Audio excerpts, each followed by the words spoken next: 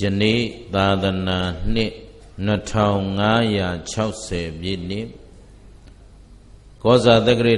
ရာ1388ခုကစုံလပြည့်ကျော်4ရက်ခရစ်နှစ်2016ခုနှစ်5လပိုင်း25ရက်နေ့ညကျေးဇူးတော်ရှင်ဧကမပန္တိတမိုးကုတ်ဆရာတော်ဘုရားကြီးဤတရားဌာနမန္တလေးတိုင်းမိုးကုတ်မြို့နယ်အရှေ့ပိုင်းဖောင်တော်ဦးမြတ်စွာဘုရားဝင်းအတွင်းရှိမဏိယရဏခမ်းမဓမ္မပူဇနီယနေရာဌာန၌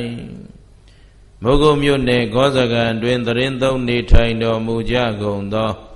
မြတ်စွာဘုရားအမှုရှိသောအရိယာနွယ်ဝင်သံဃာတော်ထီအရှင်သူမြတ်အပေါင်းတို့အားဥထိပ်ပန်ဆင်လျက်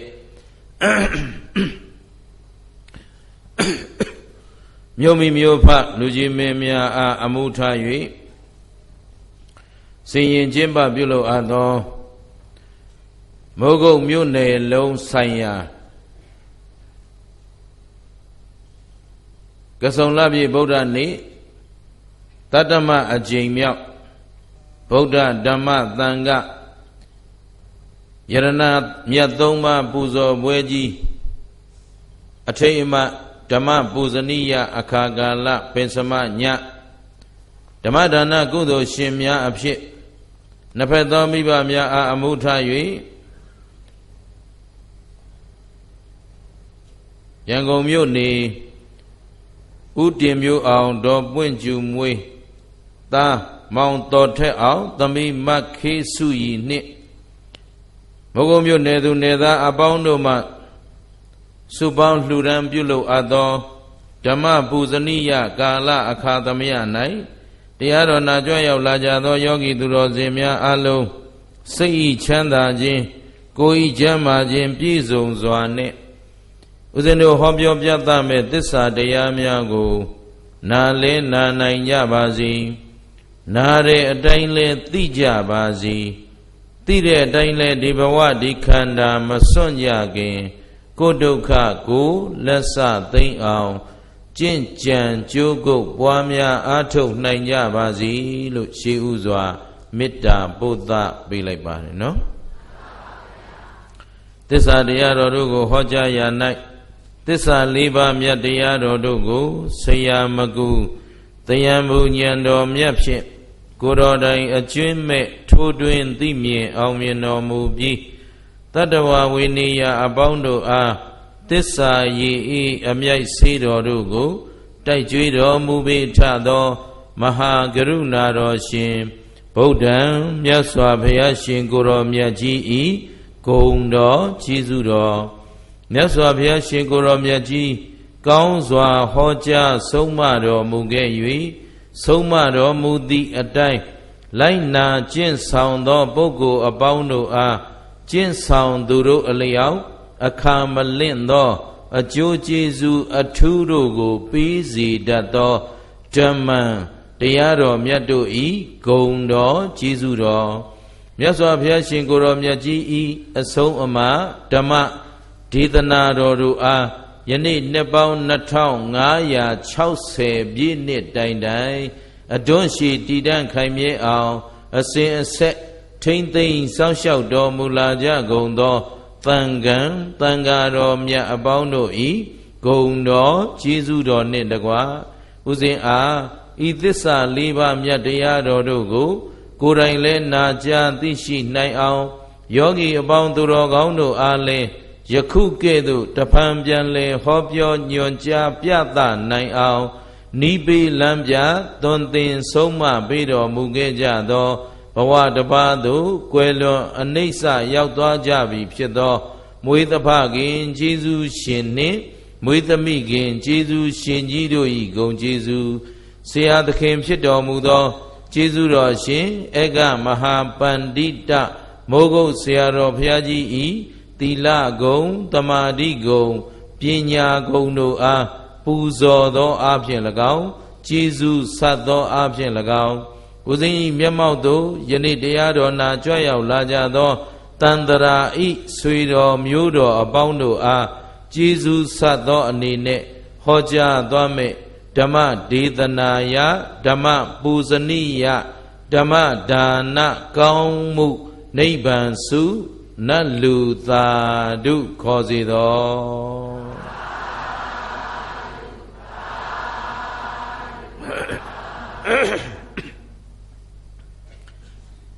ကဲဦးဇင်းတို့တတ္တမအချိန်မြောက်အဖြစ်ဗုဒ္ဓနေ့ပူဇော်ပွဲမှာတရားအလှတော်မစခင်တရားပိုင်ရှင်ဖြစ်သောမြတ်စွာဘုရားရှင်ကိုရောမြတ်ကြီးအားဥစွာပူဇော်ပါမယ်အဲ့တော့မြတ်စွာဘုရားရှင်ကိုရောမြတ်ကြီးအားပူဇော်သောအဖြစ်ဦးဇင်းကကင်္ဂဝါလူသဲစုမကပွင့်တော်မူသွားကြသောဘုရားရှင်တိုင်းဤဩဝါဒပါတိမောက်ဒေသနာတော်နဲ့ပူဇော်မယ်ဒုဒကဓမ္မတွေအားလုံးကလက်အုပ်ချီအာယုံပြုပြီးတော့ယခုငါတို့ကြားနာရတဲ့ဒေသနာသည်လောကမှာပွင့်ပြီးသားပွင့်သွားတဲ့ဘုရားတိုင်းရဲ့အဆုံးအမဒီထက်ပိုပြီးတော့သိဖို့ဆိုရင်နောင်ပွင့်လက်တန့်ကင်္ဂဝါလူသဲစုမကပွင့်မဲ့ဘုရားတိုင်းရဲ့အဆုံးအမကိုငါတို့ကြားနာခွင့်ရနေပြီလို့ဒီလိုလေးနှလုံးသွင်းပြီးတော့ပူဇော်ကြရအောင်နမောတတဗုဒ္ဓဝါတောအရဟတောသမ္မာသမ္ဗုဒ္ဓတ္တတဗ္ဗဗပတ္တအကရဏံကုသလတ္တဥပတံပဒာသစိတ်တပရိယောဓပနံဣဒံဗုဒ္ဓနာသာသနံခန္တီပရမံတပောတိတိခာနိဗ္ဗာနံပရမံဝရန္တိဗုဒ္ဓနာဟိပပစီတောပရုပဂာတိ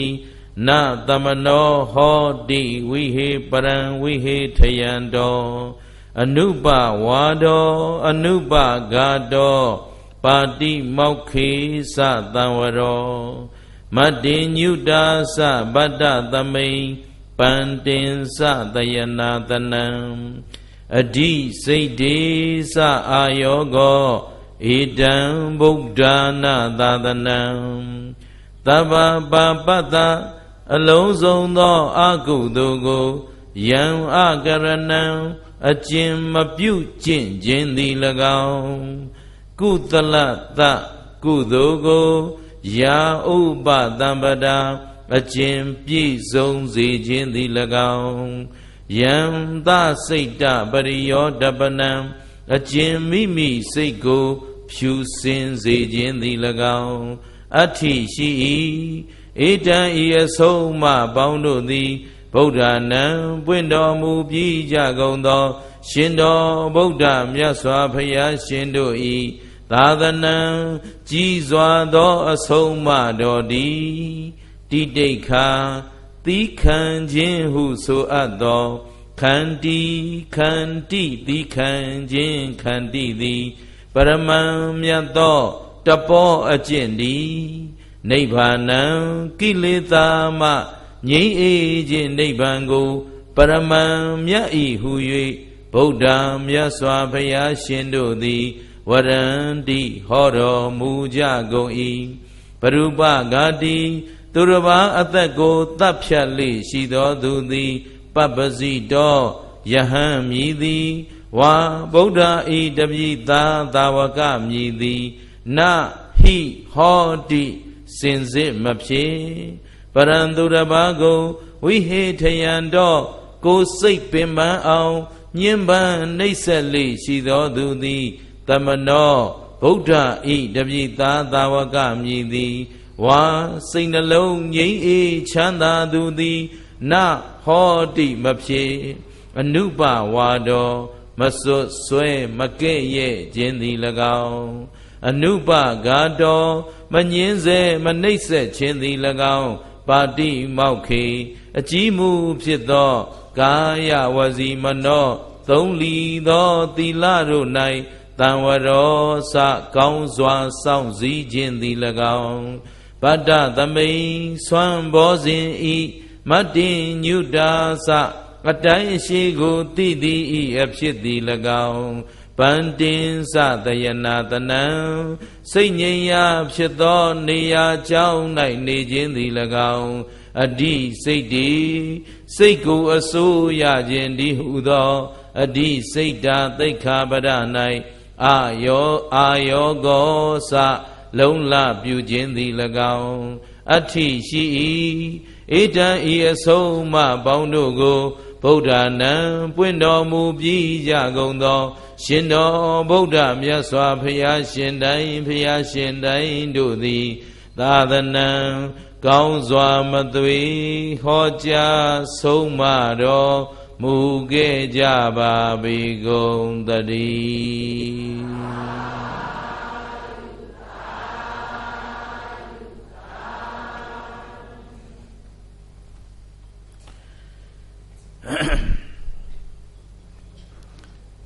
ကဲဦးဇင်းတို့သူတော်ကောင်းတို့တွေနော်ဒီကဆုံလပြည့်နေ့ဗုဒ္ဓနေ့မှာဗုဒ္ဓဓမ္မသံဃာဆိုတဲ့အနန္တကျေးဇူးရှင်ကြီးယရဏမြတ်၃ပါးကိုထူးထူးလဲလဲပူဇော်ခဲ့ကြတာဘယ်နှကြိမ်ရောက်သွားပြီလဲ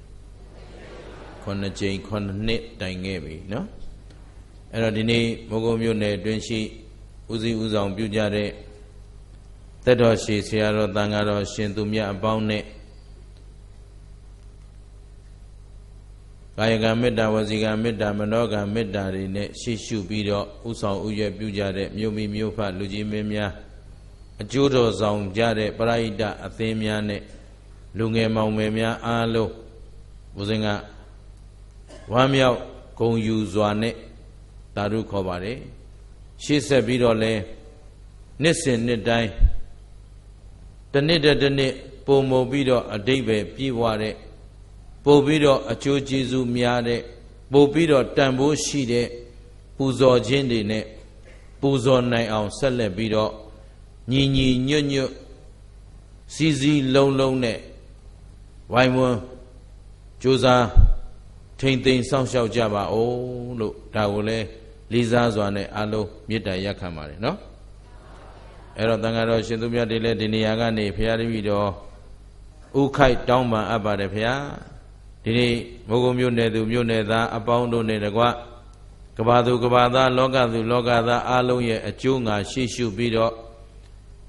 အနန္တကျေးဇူးရှင်ဖြစ်တဲ့ရှင်တော်ဗုဒ္ဓရဲ့အထိမ်းအမှတ်ကဆုံလပြည့်ဗုဒ္ဓနေ့မှာအနှစ်သာရပြည့်ဝတဲ့ဗုဒ္ဓဘူဇနိယဓမ္မဘူဇနိယသံဃဘူဇနိယပူဇော်ပွဲများကိုဥဆောင်ဥရွက်ဆက်လက်ပြီးတော့ဥဆောင်ပေးတော်မူကြပါရန်လဲခြေတော်ဆောင်ဥခိုက်တောင်းပန်လျှောက်ထားအပ်ပါတယ်ဖေဟာမြို့မိမြို့ဖလူကြီးမင်းများလဲဦးဇင်းကအထူးပဲမေတ္တာရက်ခံပါတယ်ရှေ့ဆက်ပြီးတော့ဒီထက်အနှစ်သာရပြည့်ဝတဲ့ပူဇော်ပွဲတွေကျင်းပရရင်မကောင်းဘူးလားဒါကဦးဇင်းတို့ဘိုးစဉ်ပေါင်းဆက်အမွေကောင်းတွေပေးပြီးတော့သာသနာမကွယ်ပျောက်သေးသည်ဒီလိုပူဇော်ပွဲတွေနဲ့အနှစ်သာရပြည့်ဝစွာပူဇော်သင့်တဲ့နေ့တစ်နေ့ဆိုရင်မှားမလားအဲ့တော့အားလုံးမှာတာဝန်မရှိဘူးလားအားလုံးကတော့ပူဇော်ဖို့မထိုက်ဘူးလားလောကမှာရှင်တော်ဗုဒ္ဓထက်ကျေးဇူးများတဲ့ပုဂ္ဂိုလ်ရှိပါဗုဒ္ဓရဲ့အရိယသစ္စာ၄ပါးတရားထက်လောကကိုချမ်းသာပေးနိုင်တဲ့တရားမရှိသလိုဒီဖရာတရားနဲ့သူတော်ကောင်းတို့ဦးဇင်းတို့ကို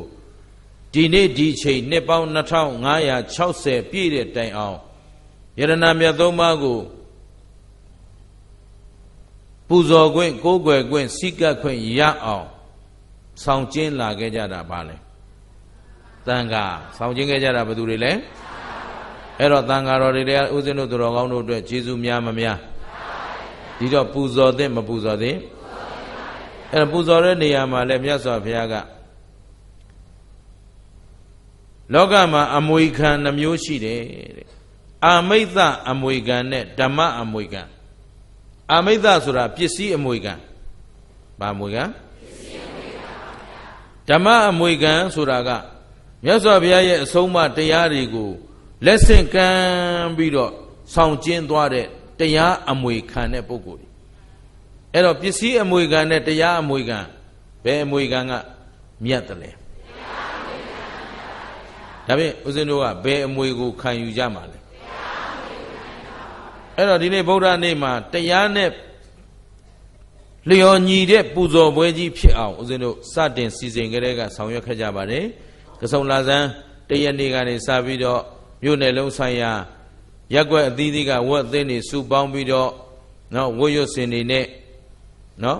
မပူဇော်ကြဘူးလားပူဇော်တယ်ဒါကတပိုင်းဒါကလည်းစီလုံးညီညွတ်ခြင်းနဲ့တကယ်တော့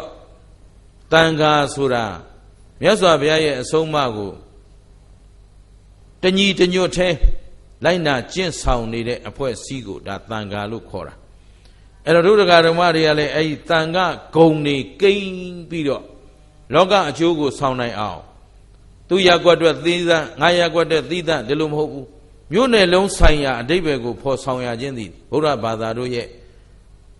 မြတ်စွာဘုရားရဲ့အဆုံးအမအောက်မှာညီညွတ်ခြင်းစီလုံးခြင်းရိုင်းပင်ကူညီခြင်းစိတ်သဘောထားကြီးကျယ်မြင့်မြတ်ခြင်းအမြင်ကျယ်ခြင်းဆိုတဲ့ဂုဏ်ဘုတ်တွေနဲ့ပြည့်ဝနေသဘောထားသေးသိမ်တဲ့ပုဂ္ဂိုလ်တွေဟာစုပေါင်းပြီးလုပ်နိုင်မလားသဘောထားသေးသိမ်ရတာဒီအမြင်ကျယ်လို့လားအမြင်ကျင်းလို့လားအမြင်ကျင်းနေတဲ့ပုဂ္ဂိုလ်တွေကအများကောင်းကျိုးကိုစုပေါင်းဆောင်ရွက်နိုင်စမ်းမရှိဘူးသူ့ဖွဲ့ငါဖွဲ့သူ့လူငါလူသူ့မူငါမူသူ့အယူကို့အယူဝိဝါဒတွေကွဲပြားပြီးနေရင်ဗုဒ္ဓဘာသာရဲ့အနှစ်သာရတွေပြည့်ဝပါဦးမလားမြတ်စွာဘုရားရဲ့အဆုံးအမတွေရဲ့တန်ဖိုးကိုဖော်ဆောင်နိုင်ပါဦးမလားအေးအဲ့တော့တစ်မျိုးနယ်လုံးတကယ်တော့ဒီပွဲမျိုးကိုကျင်းပသင့်တာကတနိုင်ငံလုံးအနေနဲ့ကျင်းပရမှာသို့တော့ဦးဇင်းတို့မှာအဲ့ဒီလောက်မစွမ်းသေးတဲ့အတွက်အဲ့ဒီလိုတနိုင်ငံလုံးကျင်းပနိုင်အောင်အခုမုံကုတ်မျိုးကနေအစတည်ပြီးကျင်းပလာခဲ့တာအခုရန်ကုန်တိုင်းမှာရန်ကုန်မြို့ပေါ့လေ3နှစ်တိုင်ခဲ့ပါပြီအဲ့တော့အဲ့ဒါလိုပဲတခြားမြို့နယ်တွေဆက်လက်ပြီးတော့ဆင့်ပွားပြီးတော့တနိုင်ငံလုံးတညီတညွတ်သေးပူဇော်နိုင်ကြရင်ပို့ပြီးတော့တန်ဖို့ရှိမယ်အဲ့တော့အနှစ်သာရပြေဝတဲ့ဆိုတာကပရိပဋ္ဌာန်ရွတ်ဖပူဇော်ခြင်းနေရာမှာလဲစီလုံးခြင်းအင်အားနဲ့တညီတညွတ်သေးတသွေးတဲ့တသားတဲ့ဗုဒ္ဓရဲ့အဆုံးအမတွေကိုရွတ်ဖပူဇော်ကြတယ်နောက်တစ်ခါ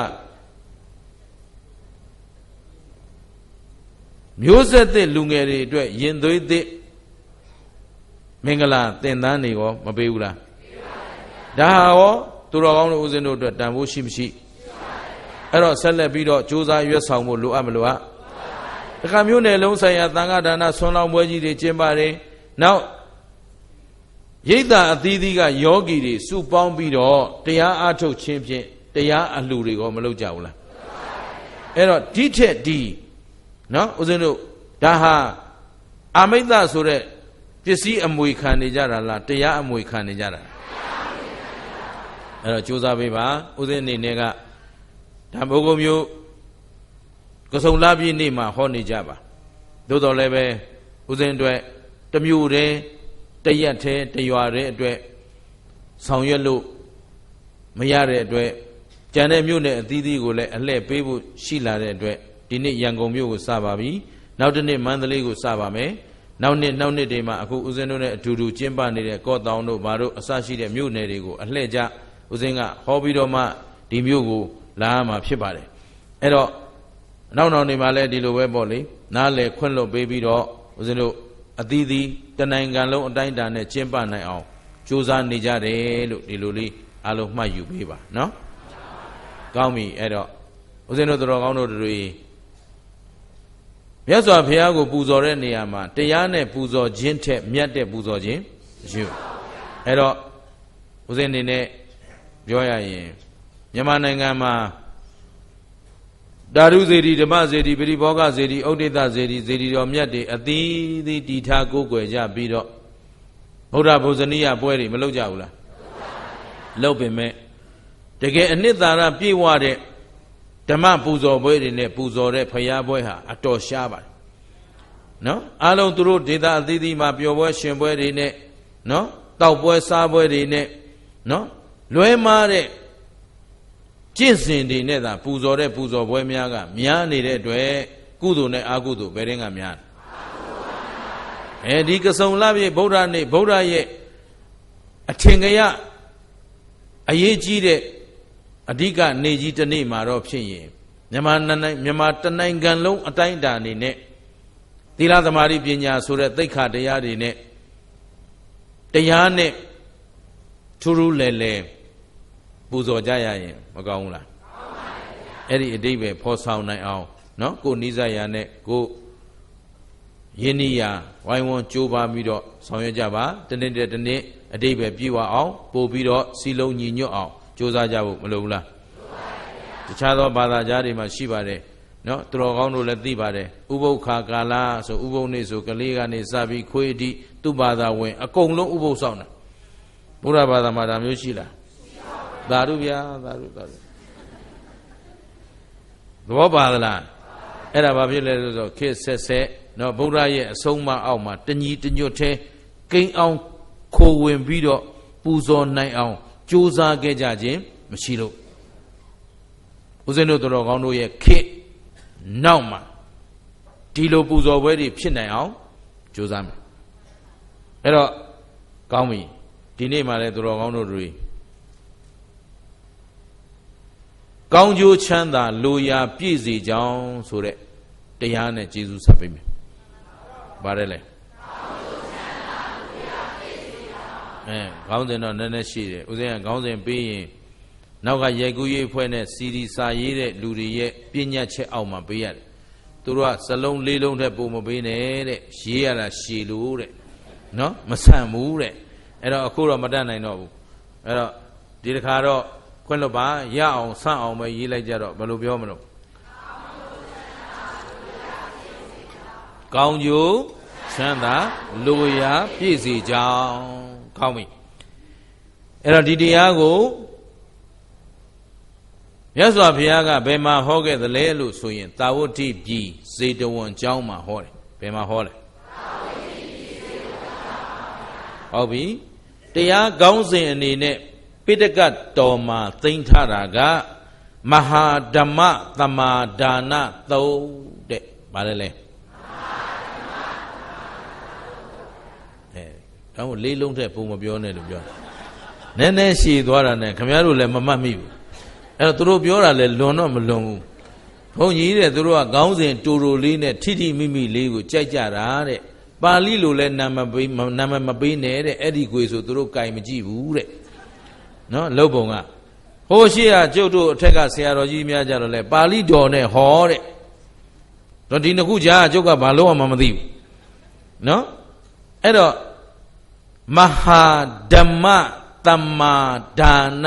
သုတ်ပြောသူကမူလပါဏာတပါဠိတော်ကြီးထဲမှာရှိတယ်သုလယမကဝက်ကမဟာဓမ္မသမ္မာဒါနသုတ်ဒါကပိဋကတ်တော်မှာလာတဲ့တရားတော်ပါဠိတော်မှာဆိုတော့မြတ်စွာဘုရားရှင်ကိုရောမြတ်ကြီးကိုရောတိုင်းဟောခဲ့တဲ့တရားပါလို့သက်သေထူခြင်းဖြစ်ပါတယ်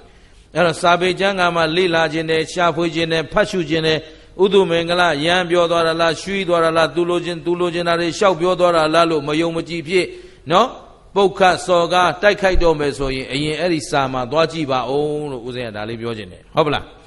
အဲ့တော့တုတ်ရင်ကိုလည်းကြည့်တယ်ဦးဇင်းတို့မှာအထာကထာကိုလည်းကြည့်ရပါတယ်လိုအပ်ရင်တီကာတွေပါကြည့်ပြီးတော့လိုအပ်ရာဖြည့်ဆွက်ပြီးတော့ဟောပေးရပါတယ်အဲ့တော့ဒီနေ့တော်ကောင်းတို့နိုင်ရမယ့်တရားကိုတော့မြန်မာလူကောင်းစဉ်ကဗါတဲ့ကြိုက်လား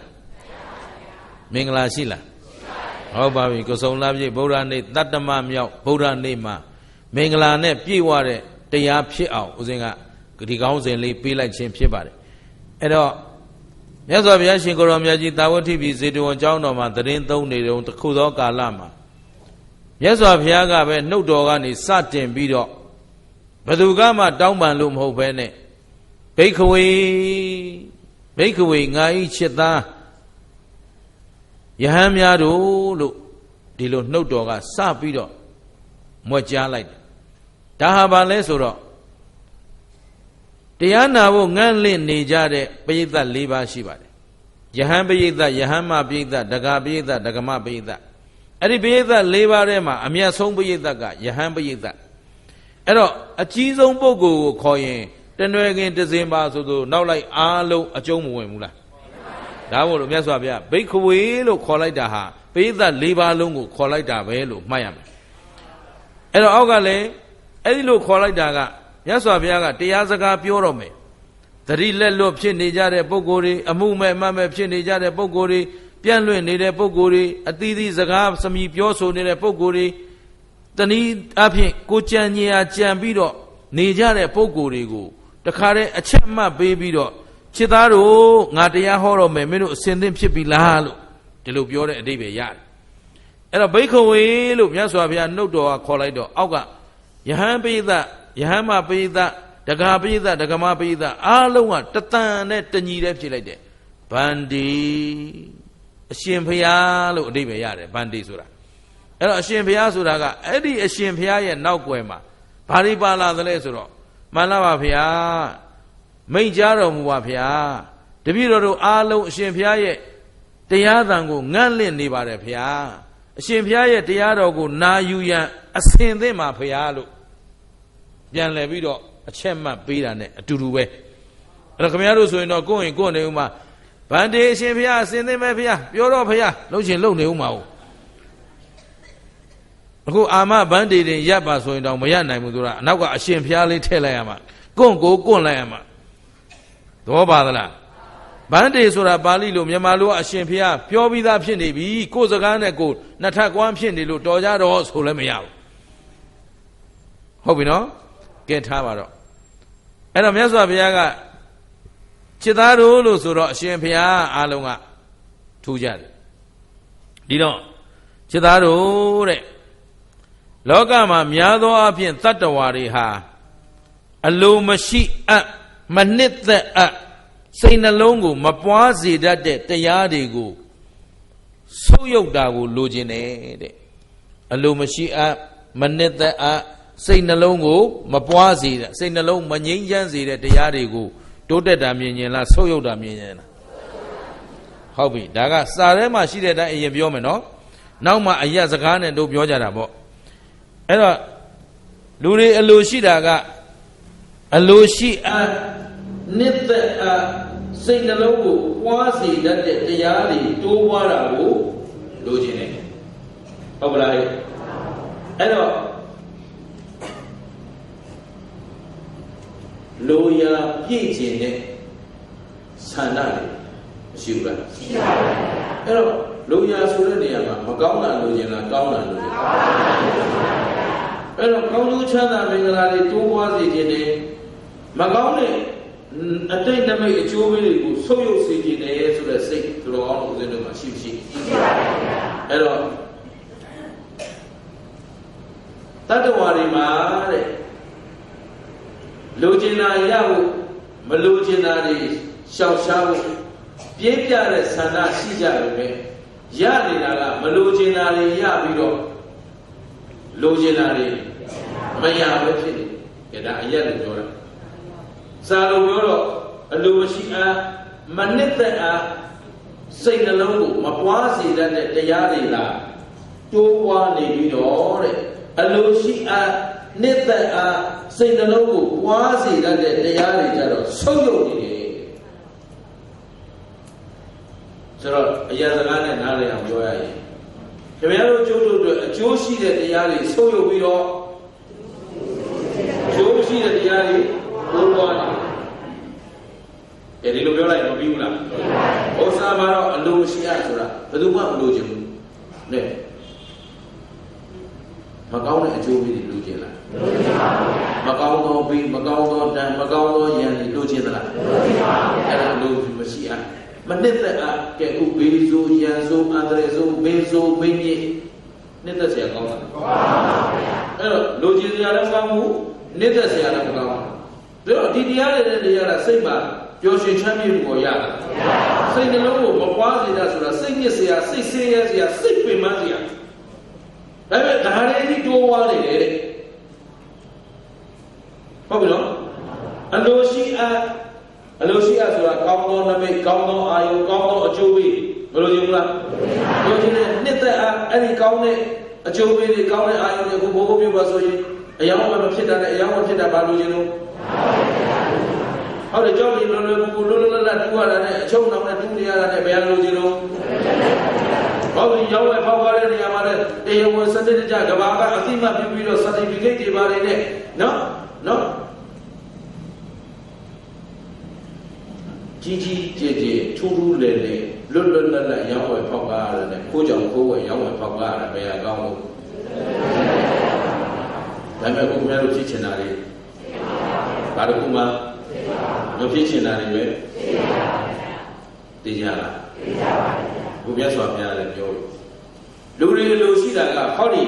မလိုချင်တဲ့တရားတွေဆုံးယုတ်လိုချင်တဲ့တရားတွေတိုးပွားတာလို့လိုချင်တယ်ဒါပေမဲ့ဒီလောကမှာဖြစ်နေတာကမလိုချင်တာတွေတိုးပွားပြီးတော့လိုချင်တာတွေဆုံးယုတ်ပြီးနေတယ်အဲ့ဒါဘာကြောင့်လဲဘယ်အကြောင်းကြောင့်လဲမင်းတို့သိကြလားတဲ့မြတ်စွာဘုရားမေးတယ်ဒါလည်းခင်ဗျားတို့သိလားမသိတော့ဘယ်လိုပြော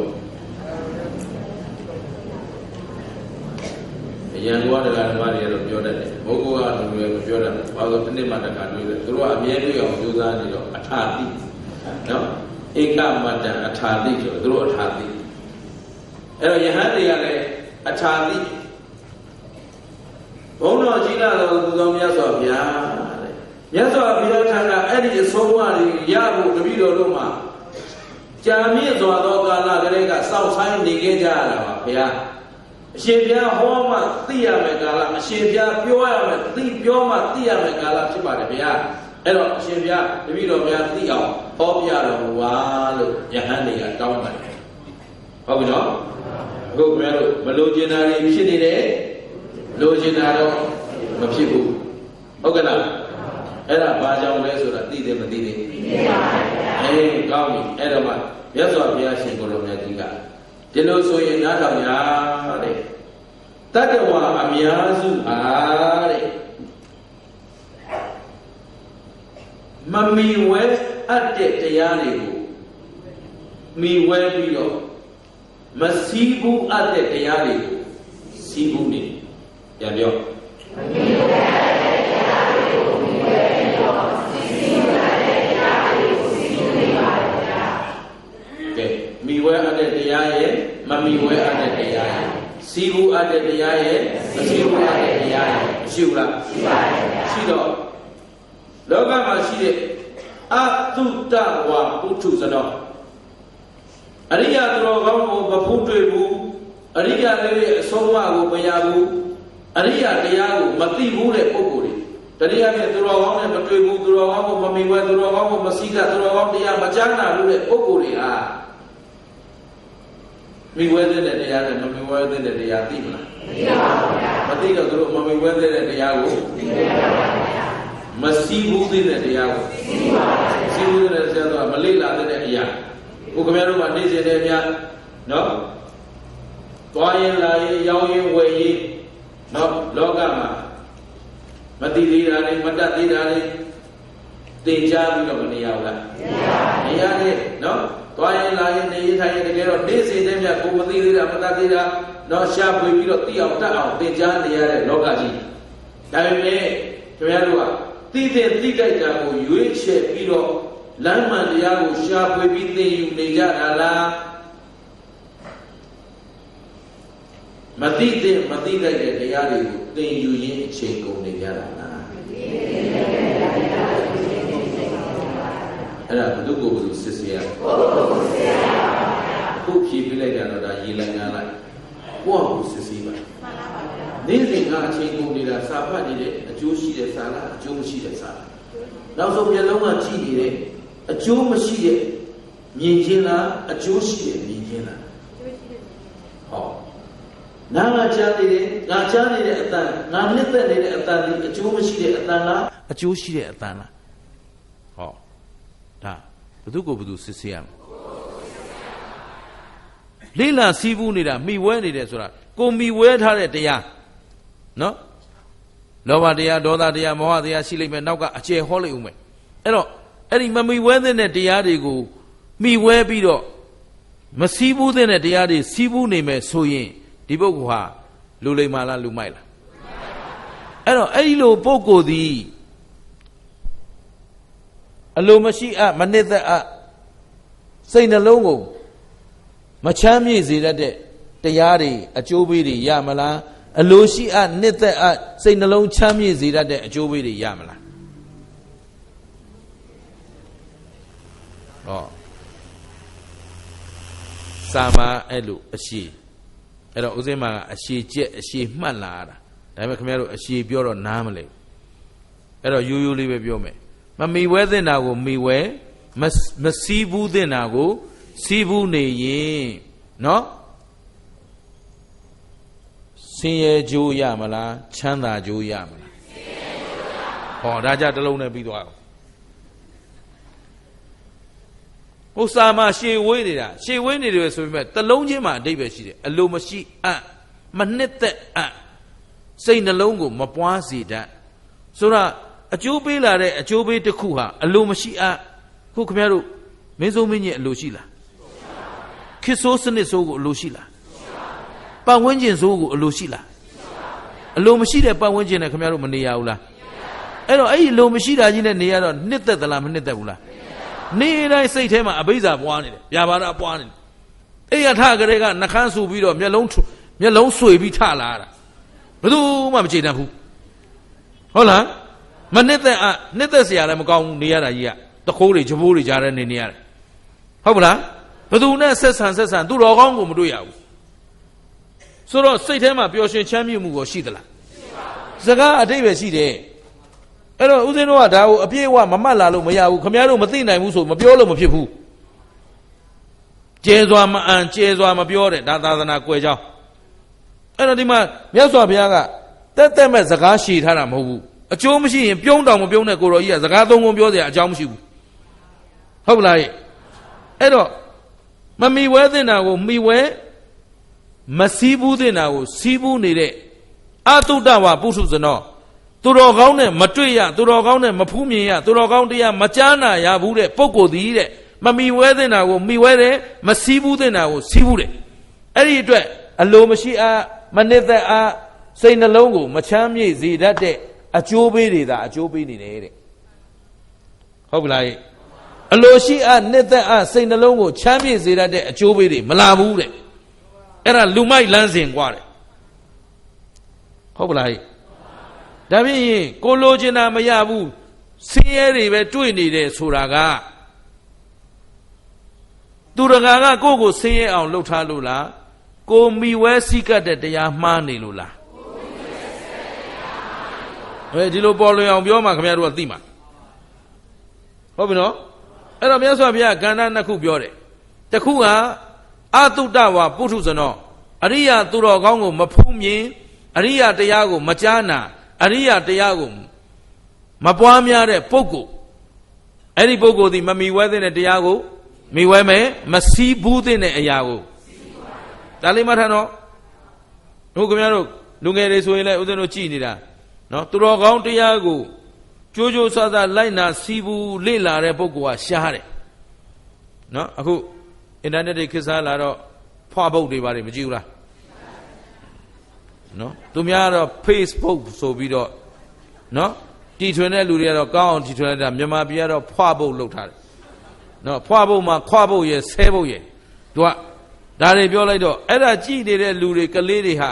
ကောင်းတဲ့အသိပညာတွေတက်လာတာနဲ့မကောင်းတာတက်လာတာဘယ်ဟာများတော့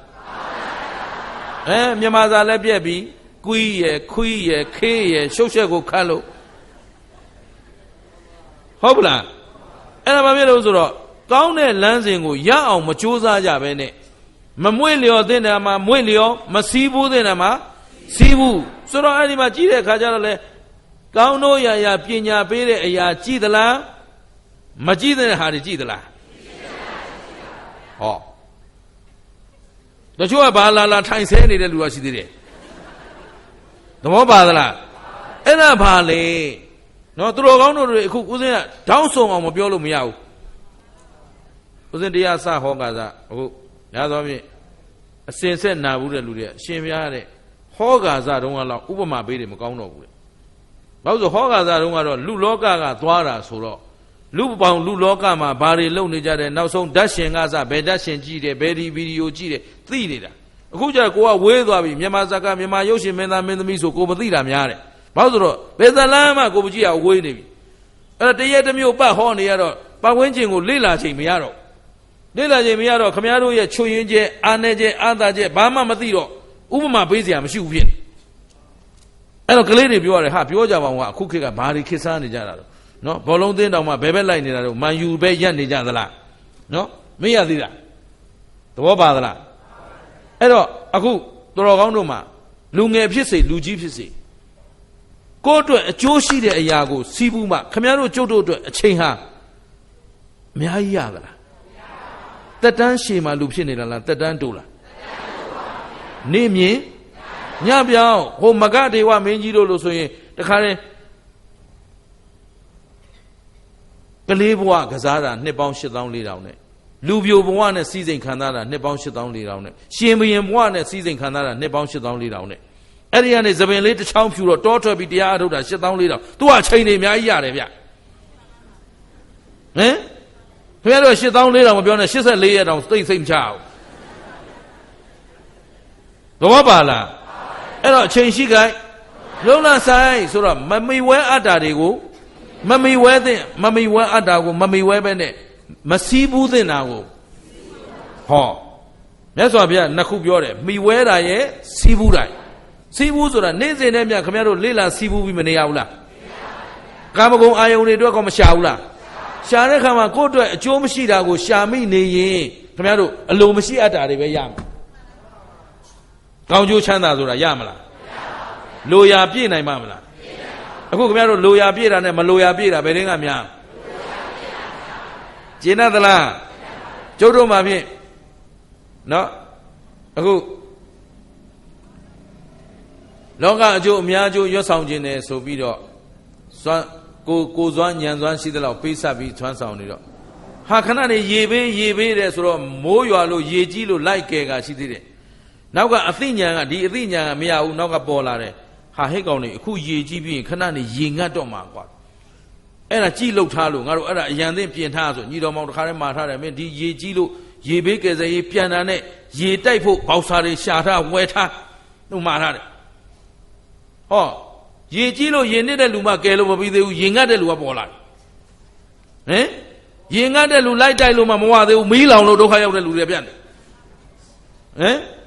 အဲ့ဒီမီးလောင်တဲ့လူကယ်မယ်ကြံကရှိတယ်ဟိုစစ်ဘေးတဲ့ဟိုမသူတော်တွေကထတိုက်နေကြပြန်ပြီတော့ပါလား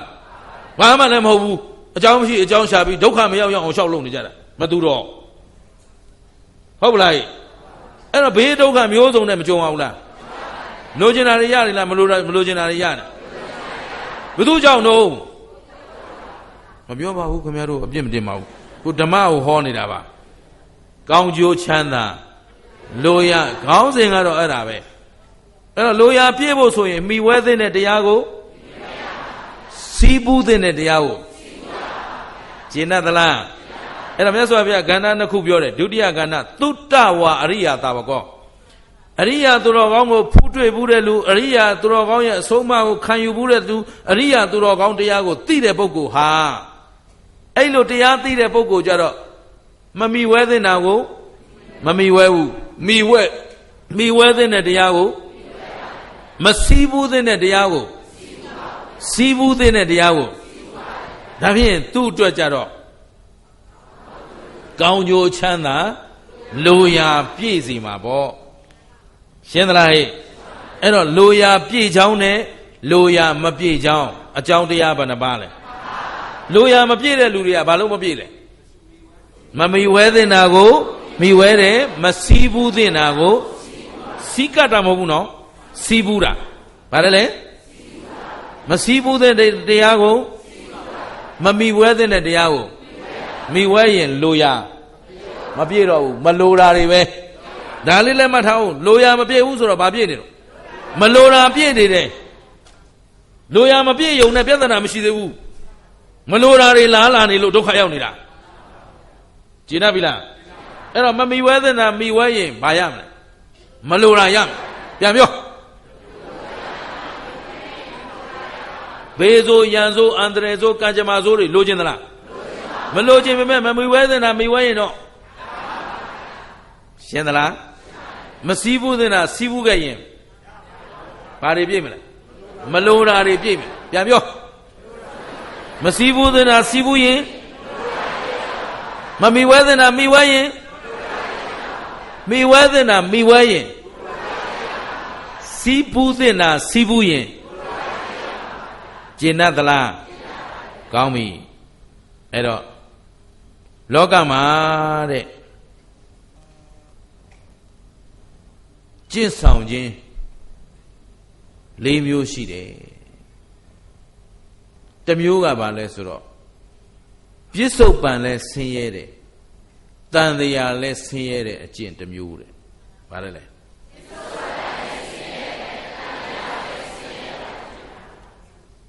ဟုတ်ပြီနော်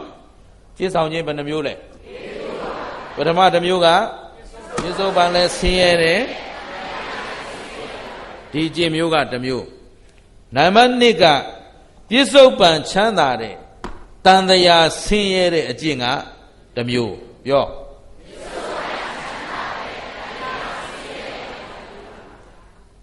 နောက်နံပါတ်3ပြစ္ဆုတ်ပံတော့ဆင်းရဲတယ်ပြော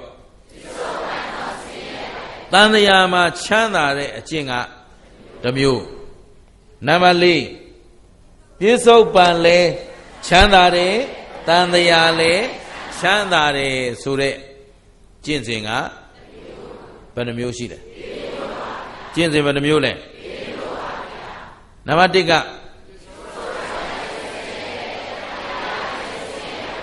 ဟုတ်ပြီအဲ့ဒီကျင့်မျိုးသည်မိဝဲတဲ့တရားလားမမိဝဲတဲ့တရားလားနံပါတ်2ကပြစ္ဆုတ်ပံတော့ချမ်းသာတယ်မိဝဲတဲ့မမိဝဲတဲ့နံပါတ်3ပြစ္ဆုတ်ပံတော့ဆင်းရဲတယ်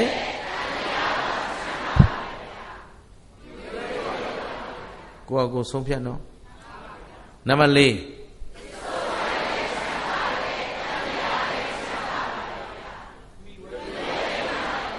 မဲသူတို့ကြတော့ပညာရှိတယ်ဗျာဟမ်အဲ့ဒါမြတ်စွာဘုရားကအဲ့ဒီ၄မျိုးကိုအကျေပြောမှာဗျအဲ့တော့နံပါတ်1ပြစ္ဆုတ်ပံလဲဆင်းရဲတယ်အသုတဝပုထုဇနောအရိယာသူတော်ကောင်းကိုမဖူးမြင်ဘူးအရိယာတို့ရဲ့အဆုံးအမကိုမခံယူဘူးအရိယာတရားကိုမသိဘူးတဲ့သူတော်ကောင်းနဲ့မတွေ့ဘူးတဲ့သူတော်ကောင်းတရားမသိတဲ့ပုဂ္ဂိုလ်ဆိုရင်နံပါတ်1တရားကိုမလုပ်မလားမိဝဲမယ်ဒါမြတ်စွာဘုရားကဒီလိုဟောမှအတိအကျတို့ကနားထောင်ကြဖို့လိုတယ်အဲ့တော့မြတ်စွာဘုရားဘာနဲ့ပြောသလဲဆိုတော့လောကမှာတဲ့မိဝဲတဲ့တရားမှလည်းမသိမမိဝဲတဲ့တရားမှလည်းမသိမစည်းဘူးတဲ့တရားမှလည်းမသိစီးဘူးတဲ့တရားမှလည်းမသိတဲ့မသိတာပါတော့မိဝဲတဲ့မှလည်းမသိမမိဝဲတဲ့မှလည်းမသိမစည်းဘူးတဲ့မှလည်းမသိစီးဘူးတဲ့မှလည်းမသိတဲ့အဝိဇ္ဇာဦးစီးထားတဲ့အဝိဇ္ဇာဖုံးလွှမ်းနေတဲ့ပုဂ္ဂိုလ်တယောက်သည်တဲ့ဟောဒီပြစ္ဆုတ်ပံလဲဆင်းရဲတန်တရားလဲဆင်းရဲပါတယ်ဆိုတဲ့တရားမျိုးကိုမိဝဲတယ်ဘာလို့မဲဒီတရားတွေကိုရှောင်ကျင်ခြင်းမရှိဘူးဒါဖြစ်ရင်ဒီပုဂ္ဂိုလ်သည်မမိဝဲတဲ့တရားကိုမစည်းဘူးတဲ့တရားကိုစည်းဘူးနေရင်ကောင်းကျိုးချမ်းသာလိုရဒါဖြင့်ဘာရမလိုတာရကဲဒါဖြင့်တူတူလေးပဲပြောကြစို့နောက်မှအခြေပြန်ချက်တာပေါ့နော်နောက်မှဆိုတာဏီကုန်းချုပ်ကနီးအခြေပြန်ချက်မယ်လောလောဆယ်မှာခင်ဗျားတို့ပြောလို့ဆိုလို့မှတ်လို့လွယ်အောင်မလိုတာရတာရဲ့လိုတာရတာအဲ့တော့အဝိဇ္ဇာဖုံးလွှမ်းလို့မမိဝဲတဲ့တာကိုမိဝဲမိတဲ့ပုဂ္ဂိုလ်မစည်းဘူးတဲ့ကောင်စည်းဘူးတဲ့ပုဂ္ဂိုလ်သည်ဘာရမလိုတာရမယ်တဲ့မြတ်စွာဘုရားရှင်းတယ်နော်နံပါတ်2ပြစ္ဆုတ်ပံချမ်းသာတယ်တန်တရားမှာဆင်းရဲတယ်ဒီလိုအလုပ်မျိုးတွေရောလောကမှာမရှိဘူးလားရှိတယ်အဲ့ဒီဟာကလည်းဟောဒီမှာအဝိဇ္ဇာဆိုတဲ့အမောင်ဖုံးနေတဲ့ပုဂ္ဂိုလ်တယောက်ဆိုရင်အကောင်းဆိုအကြောင်းအကျိုးအမှားမှနားမလဲမသိရှိမိဝဲတဲ့တရားမမိဝဲတဲ့တရားနားမလဲဘူးဆိုတဲ့ပုဂ္ဂိုလ်တယောက်ဆိုရင်နံပါတ်1တရားကိုမလုပ်မလဲ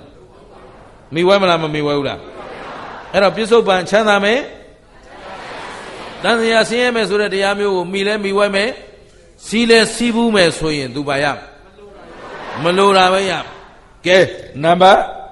3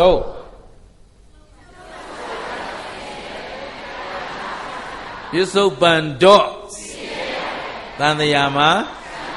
အဲ့ဒါကိုလည်းဟောဒီမှာမသိမှုအဝိဇ္ဇာဖုံးလွှမ်းနေတဲ့လူတယောက်ဆိုရင်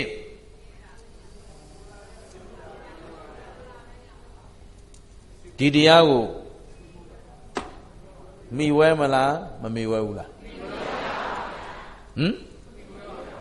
အဝိဇ္ဇာဖုံးလွှမ်းနေတဲ့ပုဂ္ဂိုလ်ဆိုရင်ပစ္စုပန်ဆင်းရဲမယ်မိဝဲမလားမမိဝဲဘူးမိဝဲဘူးအဝိဇ္ဇာဖုံးလွှမ်းထားတဲ့အတွက်အကောင်ဆိုကြောင်းကျိုးအမှားအမှန်သိမြင်ခြင်းမရှိတော့ तू မမိဝဲသင့်တာကိုမိဝဲသင့်တာကိုဟောမမိဝဲသင့်တာကိုမိဝဲတာလဲအပြစ်ပဲမမိဝဲသင့်တာကိုမိဝဲတာအပြစ်ဖြစ်သလိုမိဝဲသင့်တာကိုမမိဝဲရင်ကောဟောအဝိဇ္ဇာဖုံးလွှမ်းထားတဲ့ပုဂ္ဂိုလ်ဟာမမိဝဲသင့်တဲ့တရားကိုမိဝဲတယ်မိဝဲသင့်တဲ့တရားကိုမမိဝဲဘူးဆိုတော့နံပါတ်3ပြစ္ဆုတ်ပန်ဆင်းရဲတန်တရားချမ်းသာတယ်လို့မလိုချင်ဘူးတဲ့ဟုတ်ကလားဟဲ့အဲ့တော့မိဝဲခြင်းစီးပူးခြင်းမရှိရင် तू ဘာရမလိုတာပဲရကျင်ကလားကဲနံပါတ်4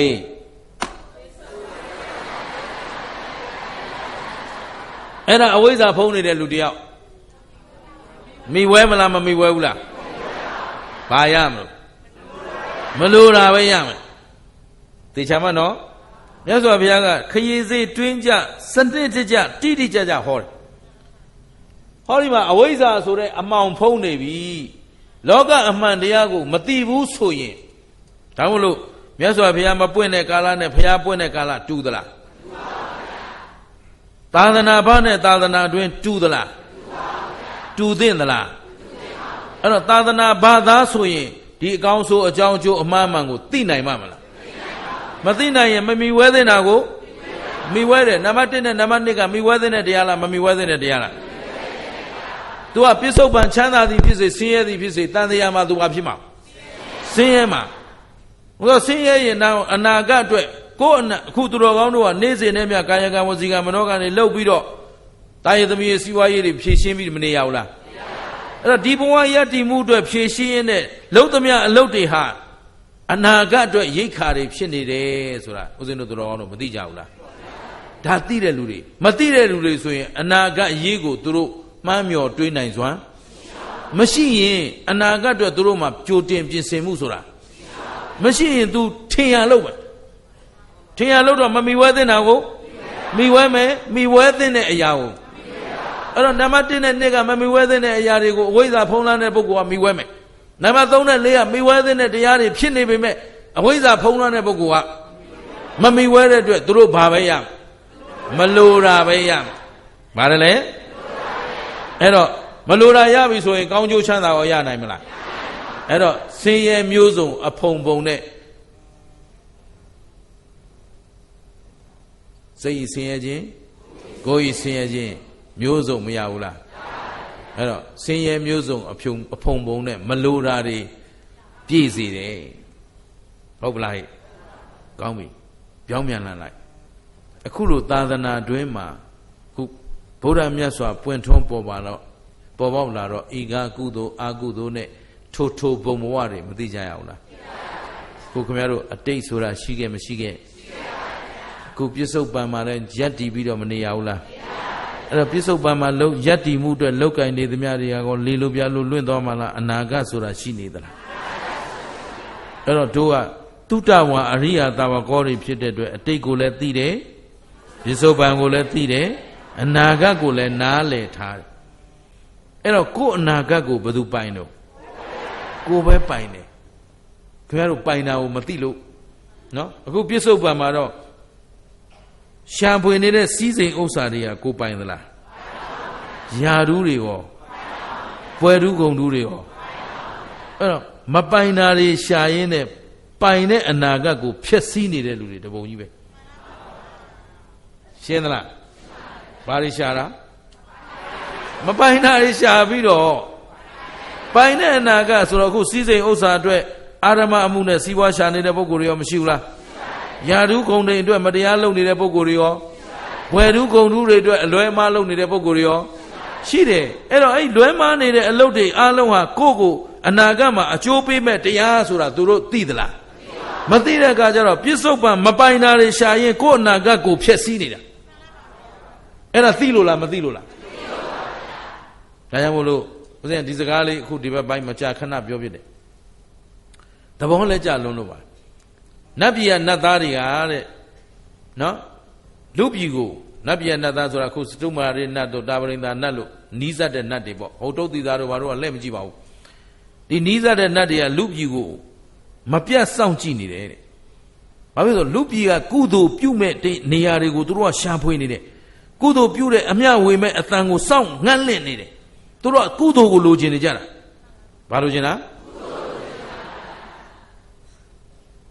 လူတွေတဲ့သူတို့ကအံ့ဩလုံးလို့တဲ့လူပြည်ဆိုတာသူတို့ရဲ့မျက်စိတမိတ်လျှက်တစ်ပြက်လောက်ရှိတာလူအသက်ဆိုတာဟုတ်ပြီနော်စတုမာရိနတ်ပြည်နှစ်90မှာလူပြည်တရက်တာဝရိန္ဒာနှစ်100မှာလူပြည်တရက်ဆိုတော့သူတို့ဟိုဘက်ဒီဘက်လှည့်ရတာနဲ့ဒီကတောက်ကြီးပြုတ်သွားကြပြန်ပြီရှင်းလားအဲ့တော့လူပြည်ဟာတက်တန်းအရှိကြီးတာတူတူလေးလားတူတူလေးမှာကုသိုလ်တရားရှာရင်တဲ့ကုသိုလ်နည်းနည်းလောက်တာနဲ့ဟိုဘက်မှာအကျိုးပေးကမရီမတွက်နိုင်အောင်ရမှာစည်းစိမ်နေဟုတ်ပြီနော်ကုသိုလ်တရားနည်းနည်းလုပ်ရင်စည်းစိမ်များစွာရမှာစည်းစိမ်များစွာရှာပြီးကုသိုလ်မပါရင်ဟိုဘက်မှာဘာမှရเสียမရှိဘူးအဲ့တော့ဒီရှာထားတဲ့စည်းစိမ်ကကိုယ့်နောက်ပါလာမလားကိုယ့်ကိုအကျိုးပေးမှာကစည်းစိမ်လားကုသိုလ်လားတော်တော်အားတဲ့လူတွေတဲ့မပိုင်တဲ့စည်းစိမ်ရှာရင်အချိန်ကုန်နေတယ်တဲ့ရှင်းသလားအဲ့တော့နတ်ပြည်ကလာပြီးလူဖြစ်တဲ့လူတွေရောငရဲပြည်ကတက်လာတဲ့လူတွေရောသူတို့အဲ့ဒီကလာတော့ကခမည်းတော်ကျို့တို့အကုန်လုံးပေါ့လေဘယ်ကလာခဲ့လာစဉ်အခါတော့ကဆုံးဖြတ်ထားကြတာလူပြည်ရောက်ရင်ကုသိုလ်ကောင်းမှုတွေများများရှာမယ်ကုသိုလ်များများလုပ်မယ်ကုသိုလ်များများလုပ်ပြီးတော့ဟိုဘက်ကကောင်းတဲ့ဘုံဌာနတွေရောက်အောင်သွားမယ်ဒုက္ခရောက်တဲ့အလုပ်တော့ဒုမလုပ်တော့ဘူးဆိုလာတာဒီရောက်တော့ကုသိုလ်သတိရသလားတာယေသမီးယေစီဝါယေသတိရလားကုသိုလ်နဲ့အချိန်ကုန်တာများလားတာယေသမီးယေစီဝါယေနဲ့အချိန်ကုန်တာများလားဒါဖြင့်ခင်ဗျားတို့ကပိုင်တဲ့အလုပ်နဲ့ချိန်ကုန်တာလားမပိုင်တဲ့အလုပ်နဲ့ချိန်ကုန်တာဒါဖြင့်မမီဝဲသင့်တာမိဝဲသင့်တာဒါဖြင့်ဘာရအရှင်းနေတာပဲဗျအဖေကကိုယ်အလုပ်လွဲနေလို့ပေါ့သဘောပါသလားအဲ့တော့နတ်ပြည်ကနတ်သားတွေစကားခင်ဗျားတို့မှတ်ထားသပါဦးဇင်းကဒါလေးသိကြိုက်လို့ကိုလည်းအမြဲတမ်းပေးနေတယ်နော်အခုလောကီအာယုံကာမဂုဏ်စည်းစိမ်နေဆိုတာကအခုခင်ဗျားတို့အငမ်းမရရှာဖွေနေကြပေမဲ့ပိုင်သလားယူသွားလို့ရသလားမရဘူးအခုလူပြည်မှာတစ်သက်လုံးရှာလို့ရတဲ့ဟာလဲဘာမှပြောပလောက်တဲ့စည်းစိမ်မဟုတ်ဘူးလူကာမဂုဏ်ဆိုတာအဲ့တော့လူပြည်မှာဆွန်းလေးတစ်စုံလောင်းတဲ့ကုသိုလ်ကနတ်ပြည်မှာမရေမတွက်နိုင်တဲ့ချမ်းသာတွေရှင်းသလားဒါဖြင့်စည်းစိမ်အငမ်းမရရှာမလားကုသိုလ်အငမ်းမရရှာဒါပေမဲ့တို့မိုးကုတ်သူမိုးကုတ်သားတွေကဘာအငမ်းမရရှာတယ်သဘောပါသလားဒါဖြင့်မမီဝဲသင့်တာမစီးဘူးသင့်တာသိလို့လားမသိလို့လားမသိတာကရမ်းလောက်တာဆိုတော့အဲ့ဒါမမီဝဲသင့်တဲ့တရားကိုမိဝဲတယ်မိဝဲသင့်တဲ့တရားကိုအဲ့တော့သုတ္တဝါအရိယသာဝကောဖြစ်သွားရင်အဝိဇ္ဇာကနေဝိဇ္ဇာဖြစ်သွားပြီဝိဇ္ဇာအသိရှိတဲ့လူမှန်ရင်နံပါတ်1ပြစ္ဆုတ်ပံလဲဆင်းရဲတန်တရားလဲဆင်းရဲတဲ့အလုပ်ကိုမိဝဲပါအောင်မလားမမိဝဲရင်ဒီပုဂ္ဂိုလ်လိုတာမလိုတာရမလားလိုတာရမလားကျင့်သလားအဲ့တော့ဝိဇ္ဇာသုတ္တဝါအရိယသာဝကောအသိဉာဏ်ပညာပြည့်စုံတဲ့ပုဂ္ဂိုလ်ဒီနံပါတ်1ပြစ္ဆုတ်ပံချမ်းသာတဲ့တန်တရားမှာဆင်းရဲမဲ့အလုပ်မျိုးကိုမမိဝဲဘူးမမိဝဲရင်လိုတာရပြန်ပြောနံပါတ်3ပြစ္ဆုတ်ပံတော့ဆင်းရဲမဲ့တန်တရားတော့ချမ်းသာတယ်ဆိုတဲ့အလုပ်မျိုးကိုအသိဉာဏ်ဝိဇ္ဇာနဲ့ပြည့်စုံတဲ့ပုဂ္ဂိုလ်သည်ဟမ်မိဝဲတဲ့မမိဝဲတဲ့ မိဝဲမဲ့ဆိုရင်လူရာရမယ်မမိဝဲရင်ဒါကိုကြိုက်တာကိုရွေးုံပဲရှင်းသလားနံပါတ်၄ပြစ္ဆုတ်ပံလဲတန်တရားလဲကဲဒါဖြင့်ဒီအလုံးမျိုးကမိဝဲတဲ့နဲ့တရားဖြစ်မဖြစ်ဒါဖြင့်အသိဉာဏ်ရှိတဲ့လူကဘာလုပ်မိဝဲရင်ပါရမယ်ဒါဘယ်သူဟောတဲ့တရားလဲကျင့်သလားအဲ့တော့မြတ်စွာဘုရားရှင်ကိုတော်မြတ်ကြီးကအဝိဇ္ဇာဆိုတဲ့တရားဖုံးလွှမ်းထားကြပြီဆိုရင်တဲ့အတုတ္တဝါပုထုဇနောအရိယာသူတော်ကောင်းတို့ရဲ့အဆုံးအမကိုမကြားနာကြဘူးတဲ့ပုဂ္ဂိုလ်တွေဟာဟောဒီတရား၄ပါးမှာလောကမှာဆောင်ကျင်းအပ်တဲ့တရား၄ပါးမှာပြစ္ဆုတ်ပံလဲဆင်းရဲတယ်တန်တရားလဲဆင်းရဲတယ်ဒါဒီနေ့အရေးအမြတ်ပြောပြမယ်မနေ့ပြန်ကြရင်အကျယ်ချဲ့တော့အဲ့တော့ဒီနေ့အရေးအမြတ်မှာပြစ္ဆုတ်ပံဆင်းရဲတယ်ဆိုတော့အတိတ်ကမကောင်းတော့ဘဝမှာလိုအပ်ချက်တွေမပြည့်စုံပဲပင်ပင်ပန်းပန်းရက်တည်နေရတဲ့ပုဂ္ဂိုလ်တွေမရှိဘူးလားရှိတော့သူ့ဘဝဝမ်းစာဖြည့်ရှင်းဖို့အတွက်လွယ်ကူတဲ့အကုသိုလ်အလုပ်တွေပဲလုပ်ပြီးဖြည့်ရှင်းလိုက်တယ်မုတ်ဆိုးလုံးမယ်တငါလုံးမယ်ဟုတ်ကဲ့လားအကုသိုလ်အလုပ်တွေနဲ့သူ့ဘဝကိုအသက်မွေးလိုက်မယ်ဆိုတော့ပြစ္ဆုတ်ပံလည်းဘာဖြစ်နေလဲဒီလူတန်တရားရောသူဖြည့်ရှင်းနည်းကမှန်သလားသူမိဝဲတဲ့တရားဟာမှန်သလားဒီလိုပုဂ္ဂိုလ်တွေရောလောကမှာမရှိဘူးလားဒါနမူနာလေးအမြည်ပေးတာနော်။လက်ပြန်မြတ်စွာဘုရားအကျယ်ချဲ့တာလေးတွေခင်ဗျားတို့နာရအောင်မယ်။အဲ့တော့နံပါတ်1ပြစ္ဆုတ်ပံတော့ချမ်းသာတယ်။တန်တရားဆင်းရဲမဲ့အလုပ်မျိုးတဲ့။ပြစ္ဆုတ်ပံချမ်းသာတယ်ဆိုတာအတိတ်ကအကျိုးပေးရဥစ္စာရဏဆွေမျိုးအတိုင်းဝိုင်းပြည့်စုံတဲ့ပုဂ္ဂိုလ်တွေမရှိဘူးလား။ဒါပေမဲ့ तू ကအတုတ္တဝါပုထုဇနောအကြမ်းမြင်မရှိတဲ့ပုဂ္ဂိုလ်ဖြစ်နေတော့ကုသိုလ်မှလည်းမသိဓမ္မမှလည်းမသိအာဓမ္မမှလည်းမသိတော့သူစည်းစိမ်ကိုယင်းပြီးတော့ကောင်းမှုကုသိုလ်တွေလုပ်ရမယ်အစားအကုသိုလ်အမှုတွေနဲ့ကိုစီဝါရေးသမားတွေဝိသမလောဘသမားတွေမရှိဘူးလားဘသူသေးသေးငတိမှာပြီးတော့ဒီနေ့တစ်ပင်ခုတ်သွားတဲ့ကောင်းနေနော်လမ်းကန်ထရိုက်ယူပြီးဖြစ်သလိုလှုပ်သွားတဲ့ကောင်းနေစောက်လို့ရေးကန်ထရိုက်ဆိုပြီးတော့ဖြစ်သလိုစောက်သွားတဲ့ကောင်းတွေရဲ့အကုသိုလ်ကျုပ်ကတွေးပြီးကြောက်လွန်းလို့မပြောရသေးလို့သာမပြောတာပြောပြီးသွားပြီလားပြီးသွားရင်လည်းမတတ်နိုင်တော့ဘူးဘာလို့ဆိုကိုက50ဆိုတော့နော်သူ့ဘက်ကလည်း50ကိုယ့်ဘက်ကလည်း50ပဲရှိသေးတယ်သိတော့လွတ်လပ်ရေးရတဲ့ခက်တော့မဟုတ်ဘူးသတိထားကြနော်အဲ့တော့အခုပြစ္ဆုတ်ပံချမ်းသာတယ်ဆိုငွေကြီးဥစ္စာဒနာလည်းပြည့်စုံတယ်ဆွေမျိုးအတိုင်းဝိုင်းလည်းပြည့်စုံဒါနဲ့သူကကာရာအိုကေတွေဖွင့်ထားတယ်အရက်ဆိုင်တွေဖွင့်ထားတယ်စားတောက်ဆိုင်ကြီးတွေဖွင့်အရက်တွေရောင်းပြစ္ဆုတ်ပံတော့ဘာဖြစ်နေလို့တန်တရားတော့မွေးစေဝါတွေစိုက်ရောင်းဝယ်ဖောက်ကားနေတဲ့ပုဂ္ဂိုလ်တွေမရှိဘူးလားကြည့်လို့ချပါဦးဇင်းကတော့ပြောစရာတွေလောကီဥပမာတွေအများကြီးရှိတယ်ဗျအများကြီးရှိတယ်ဘုဒ္ဓမင်္ဂလာလွတ်လပ်တရားဟောခွင့်ရတဲ့ကာလလေးများကြုံရင်တော့ခင်ဗျားတို့တွေပြည့်စုံနားမှာပေါ့ဗျာနော်အခုတော့ကျုပ်ကလည်းရှင်းလျှောက်တာပြဆွဲတာနဲ့နော်ထိန်ကြောင်ပြီးသွားနေရတော့အပြည့်စုံမပြောတာသေးဘူးဟုတ်ပလားတကယ်ဆိုရင်ကျောင်းဆရာမလို့ကုသိုလ်အမတန်ရတယ်လို့ဒါပေမဲ့ကုသိုလ်ရဖို့အတွက်နာသုံးနာကိုဘေးဖယ်ထားပြီးတော့ဖာသုံးဖာနဲ့သွားနေကြအကုသိုလ်ဖြစ်လားအကုသိုလ်ဖြစ်လားအဲ့ဒါပေါ့သူကကုသိုလ်လိုချင်တာမှမဟုတ်ဘဲနဲ့ပတ်စံပဲလိုချင်တာသဘောပါသလားယာဓုပဲလိုချင်တာဟုတ်ပြီနော်တော်တော်များများကြည်နေတယ်ဆိုဘယ်ယုံဝန်တန်းဘယ်ဝန်တန်းဖြစ်ဘယ်ဌာနမှမကောင်းပါဘူးလေမကောင်းအောင်ဖြစ်ထားခဲ့တာဘူးဗျအဲ့ဒါမိဝဲသင်တာမမိဝဲသင်တာအဲ့တော့သူတို့ပြစ္ဆုတ်ပံမှာတော့အရာရှိကြီးပဲစီးစိမ်ရှင်ကြီးပဲဟုတ်ကလားဒါပေမဲ့သူတို့ပဲသွားတော့မှာဒေအိုးသွားတော့မှာပြောဒါမပါလို့ဖြစ်မလားဒေအိုးဆရာတော်ဟောနေတဲ့ဥစ္စာသဘောပါလားဘယ်သွားတော့မှာတော့အဲ့တော့တန်တရားမှာကောင်းဖို့လားဆိုးဖို့လားမလိုတာတွေကြီးရမယ်တဲ့ မင်းတို့အတွက်မလိုတာတွေကြီးရမယ်မှတ်ထားဒါပေမဲ့အဲ့ဒါဦးဇင်းတို့ကပေးလိုက်တဲ့ကျိန်စာလားသူပြုတဲ့ကံကြမ္မာလားတို့သာသနာမှာကျိန်စာမရှိပါဘူး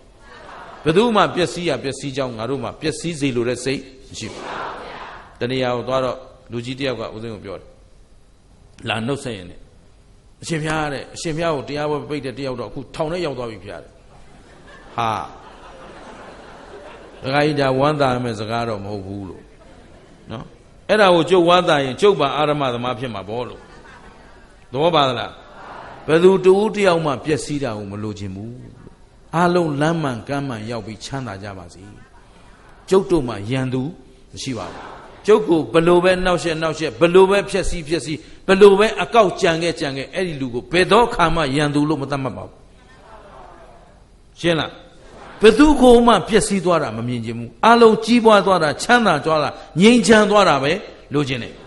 အဲ့တော့အများချမ်းသာရေးအတွက်ကျုပ်အလုပ်လုပ်နေတာလို့ကျုပ်ကိုအဲ့ဒီစကားတွေလာမပြောနဲ့လို့အမြန်လွတ်မြောက်ပါစေလို့လမ်းမှန်ပေါ်ရောက်ပါစေဆုတောင်းပေးလိုက်ပါတယ်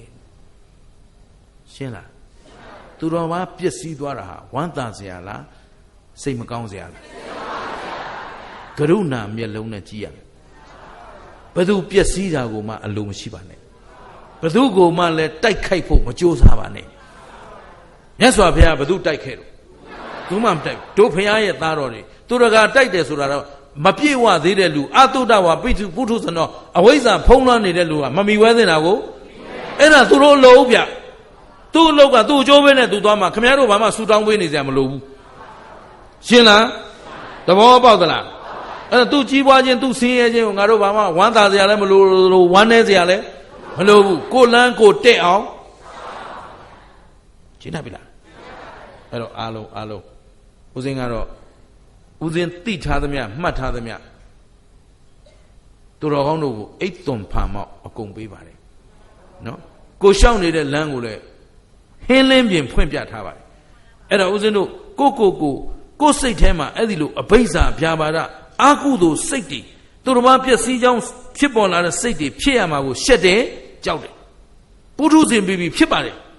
နော်ကိုရံပြုတ်လာရင်တိုက်ခိုက်ခြင်းတဲ့စိတ်ခြေမုံညင်တဲ့စိတ်နော်ဥဒ္ဓမင်္ဂလာရဲ့ဝါဒတိုင်းပြောရင်အမောက်ကျိတ်ဖြစ်ခြင်းတဲ့စိတ်နော်ရန်သူမှရင်အမောက်ချေဖြစ်ခြင်းတာကျုပ်က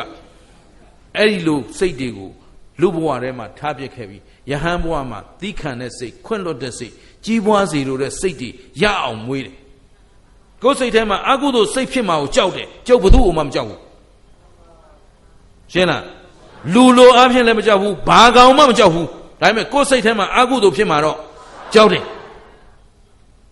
ရှင်းလားအဲ့တော့ကိုယ်မှာသဘောထားသေးသိမ့်တဲ့စိတ်သဘောထားသေးသိမ့်တဲ့အမှုအရာအမြင်မကျဲတဲ့အပြောဆိုဘုသူတ္တမပြည့်စုံတဲ့ပုဂ္ဂိုလ်ဖြစ်မှာအကြောက်ဆုံးရှင်းလားစီးစိမ်လည်းမလိုချင်ဘူးယာတို့လည်းမကြုံဘူးဘာပွဲဒုမှမလိုချင်ဘူးအခုပွဲနဲ့ရှင်ပြဟိုပွဲယူအောင်ဒီပွဲမယူဘူးလို့ဘယ်ပွဲယူရင်ယူခြင်းလွယ်လေးရတာကြုတ်သိတယ်လို့သဘောပါလားအဲ့ဒါအနှစ်သာရမဟုတ်ဘူးလို့ရှင်းလားလူလေကောင်းမှဂုံလုံးနေရမယ်အလုပ်မျိုးကိုကျုပ်ကရှက်တယ်လို့ကျုပ်ကလူအကျိုးပြုလုပ်ငန်းကိုထိရောက်လုပ်ချင်တဲ့လူလို့ရှင်းမလားလူသားမှရင်လူသားတာဝန်ကျေရမယ်နိုင်ငံသားမှရင်နိုင်ငံသားတာဝန်အဲ့ဒီကိုယ့်ဘဝကိုတာဝန်ကျေတဲ့လူဘဝရခိုင်ကလေးခဏမှပေးဆပ်နိုင်သူတယောက်ဖြစ်ပဲလောကကိုအသုံးချသွားခြင်းတယ်ရှင်းမလားအဲ့တော့အားလုံးမှတ်ထားပါနော်ခမည်းတော်ကျုပ်တို့တန်ဖိုးထားနေတဲ့စီးစိမ်ဆိုတာလဲဘာမှမပြောပတ်လောက်တဲ့တည်င်ကကာမဂုဏ်လေးပါပဲဖြစ်ပြီးရင်အာယုံလေးပဲစီးစိမ်ဘလောက်ပိုင်ကြည့်ရင်မြင်ယုံပဲရှိမယ်ကြားရင်နားထောင်ရင်ကြားယုံပဲရှိမယ်ဘာမှထူးပြီးတော့ကိုယ့်အတွက်တိုးတက်လာတာမရှိဘူးတပင်းတနခါစားရင်တဝမ်းဝယုံတဲ့ပူစားလို့ကြိုက်သလောက်ပိုင်မှာခင်ဗျားတို့ရှင်းလားသဘောပေါက်သလားအဲ့တော့လူဘဝမှာလှုပ်တဲ့လှုပ်ထိုက်တဲ့ကောင်းမှုကုသိုလ်တွေများလုပ်နိုင်ဖို့ကြိုးစားဖို့လိုအပ်မလို့ဘယ်သူမှဘက်ပြိုင်နေကြလဲမရှိဘူးသူလဲအာသူပါကိုလဲအာသူပါသူလဲမသားချင်းဘာမှပြိုင်စရာမရှိပါဘူးပြစိန်နကဖို့ပြိုင်တော့လဲမသားဟာမသားပါပဲကျင်းသလားခုခင်ဗျားတို့ကမလေးရွှေလက်ကောက်ကြီးတွေချွမ်းအမေမအာသူပါကြီးရှင်းသလားအဲ့တော့10သိန်းသာအာသုဘနဲ့1000သာအာသုဘ ဘာထူးလို့ကျင့်တ်သလားအဲ့တော့ပြစ္ဆုတ်ပန်ချမ်းသာတယ်ဆိုတာကောသူတို့ချမ်းသာတွေကချမ်းသာအစစ်ကိုဟုတ်ရဲ့လားအဲ့တော့တန်တရားချမ်းသာတန်တရားလွတ်မြောက်ရေးဟာအရေးကြီးလားမရှိဘူးလားဒါကိုမြတ်စွာဘုရားရှင်ကိုရောမြတ်ကြီးကမလိုချင်တာတွေရနေတာဟာမမီဝဲသင့်တာမီဝဲသင့်တာအဲ့တော့အခုအရေးမွေးပြောရရင်ပြစ္ဆုတ်ပန်မှာချမ်းသာဆင်းရဲဆိုတာသူတော်ကောင်းတို့ရဲ့အတိတ်ကံပေါ်မှာမိတယ်ဘယ်ပေါ်မှာမိလဲလက်ဖြန်ကြတော့ဒါအကျယ်ချဲ့မှာနော်မြတ်စွာဘုရားရှင်ကိုရောမြတ်ကြီးဟောတဲ့အတိုင်းစနစ်တကျအကျယ်ချဲ့ပြီးတော့သူတော်ကောင်းတို့ဟောသွားမှာအဲ့တော့ဒီနေ့သူတော်ကောင်းတို့သိထားမှာကအခုပြစ္ဆုတ်ပန်ဆင်းရဲတယ်ဆိုတာအတိတ်ကံမကောင်းလို့ဆင်းရဲတယ်ဒါပေမဲ့ဆင်းရဲတိုင်းအကုသိုလ်ဖြစ်เสียလို့သလားအဲ့တော့ဥစ္စာမွဲတိုင်းသခိုးလို့ရမလားသဘောပါသလားအဲ့တော့မရှိလို့ခိုးရတာလားမသိလို့ခိုးတာလားဒါလေးမှတ်ထားအကုသိုလ်လုပ်တယ်ဆိုတာမရှိတဲ့လူတွေလားမသိတဲ့လူတွေလားအဲ့တော့မရှိတာထက်ဘာမသိတာခက်တယ်မရှိတာထက်အဲ့တော့မရှိတာရှက်ရမှာလားမသိတာရှက်ရမှာလားနောက်တနည်းမရှိတာကြောက်ရမှာလားမသိတာကြောက်ရမှာလားဥစ္စာမွဲခြင်းတလောက်မွဲပါစေအသိဉာဏ်မမွဲစေနဲ့ပြန်ပြောကျင့်တတ်ပြီလားအဲ့တော့ဒီမှာကြည့်ပြစ္ဆုတ်ပန်ဆင်းရဲတဲ့တန်တရားလဲဆင်းရဲတဲ့အလုပ်ပဲလုပ်တဲ့လူကြစ်ဆောင်တဲ့ပုဂ္ဂိုလ်ဆိုတာအသိဉာဏ်မရှိတော့မမီဝဲသင့်တာကိုမိဝဲတယ်အဲ့တော့သူတဝမ်းတစ်ခါစားဝတ်နေရေးအတွက်လွဲမားစွာဖြည့်ရှင်းလိုက်ပြီဆိုရင်ဒီပုဂ္ဂိုလ်ကပြစ္ဆုတ်ပန်လဲဆင်းရဲမယ်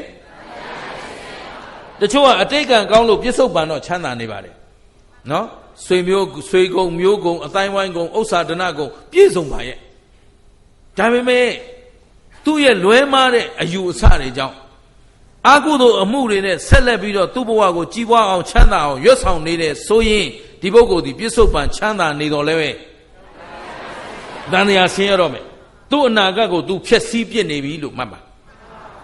သဘောပါသလားဦးဇင်းမဒကာကြီးတယောက်ရှိတယ်ဒကာကြီးကတော့အများကြီးပါပဲသို့တော်လည်းပဲအဲ့ထဲကထင်ရှားတဲ့တယောက်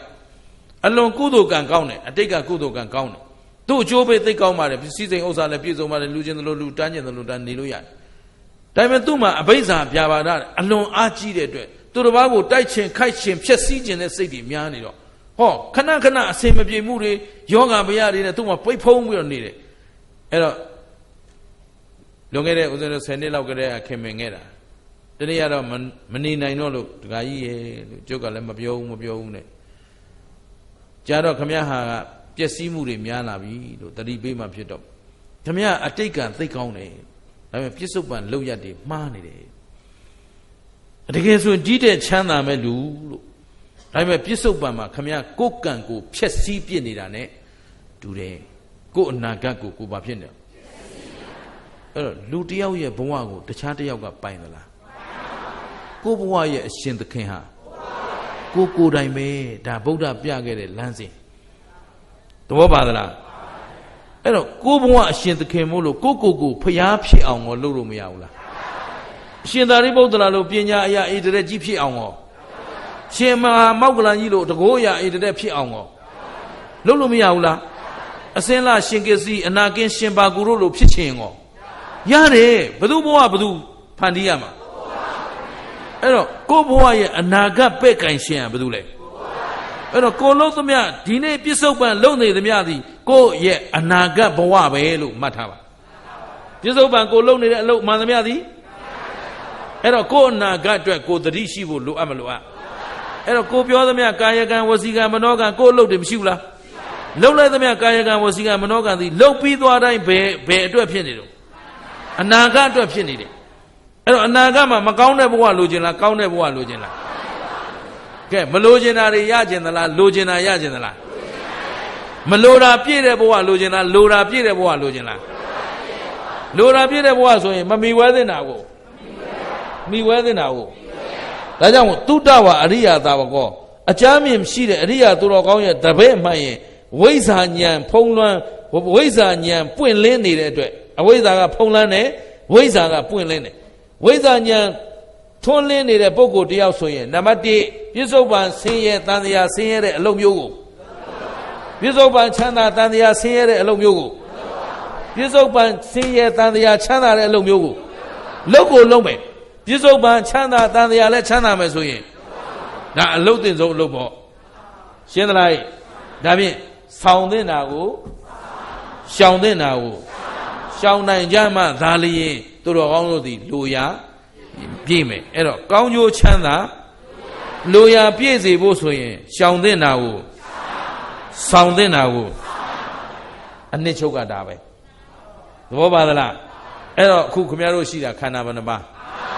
အချင်းချုပ်ရင်ရုပ်တရားနဲ့ဘယ်ရုပ်ဘယ်နာမြဲသလဲယုံနာခန္ဓာဆိုတာမြဲသောတရားလားမမြဲသောတရားလားအားလုံးဟာဖြစ်ပြီးရင်ကိုယ်ပိုင်သလားမပိုင်ဘူးလားကဲကောင်းပြီဒီခန္ဓာကိုမှီပြီးတော့လင်ရဲ့မယားရဲ့သားရဲ့သမီးရဲ့ဆွေရဲ့မျိုးရဲ့ဆိုတာမဖြစ်ဘူးလားဖြစ်တော့ကိုယ်ခန္ဓာကိုယ်ပိုင်သလားမပိုင်ရင်ကိုယ်လင်ကိုယ်မယားရောကိုယ်သားကိုယ်သမီးရောကိုယ်ဆွေမျိုးရောကဲသူနဲ့မိပြလာဖြစ်လာတဲ့စီးစိမ်ဥစ္စာရောယာရုဂုံသိမ့်ရောဟောဒီအရင်ကကြီးကမှကိုယ်ပိုင်မရှိရင်ကျန်တာပိုင်เสียအကြောင်းမရှိရင်ဒါတွေကအနှစ်သာရရှိတဲ့တရားတွေလားအနှစ်သာရမရှိတဲ့တရားတွေဟောခုခင်ဗျားတို့မှာလောကအမှန်တရားဖြစ်တဲ့အနိစ္စဒုက္ခအနတ္တလက္ခဏာရေး၃ပါးမရှိဘူးလားတကယ်ရှိတာယုတ်တရားနဲ့အဲ့ယုံနာလည်းကြည့်လိုက်တော့မမြဲခြင်းအနိစ္စရဲ့ဆင်းရဲခြင်းဒုက္ခရဲ့အစိုးမရခြင်းအနတ္တရဲ့ဒီပြင်ပါရှိသေးတော့ဘာမှမရှိတော့ရင်ခင်ဗျားတို့ရှာဖွေနေတဲ့အငှားမရလိုချင်နေတဲ့စီးစိမ်ရောကိုပိုင်သလားကိုယ်ခန္ဓာမှကိုမပိုင်ရင်ကိုပိုင်တဲ့စီးစိမ်ဆိုတာလဲကိုယ်ခန္ဓာမှကိုမပိုင်ရင်ကိုပိုင်တဲ့ယာဓုဆိုတာလဲကျင်တတ်သလားအဲ့တော့အဲ့ဒီစီးစိမ်တွေယာဓုတွေကမက်မောစရာလားအနာဂတ်အတွက်ကုသိုလ်တရားကမက်မောစရာလားဒါဖြင့်မမီဝဲသင့်တာကိုမိဝဲသင့်တာမစီးဘူးသင့်တာ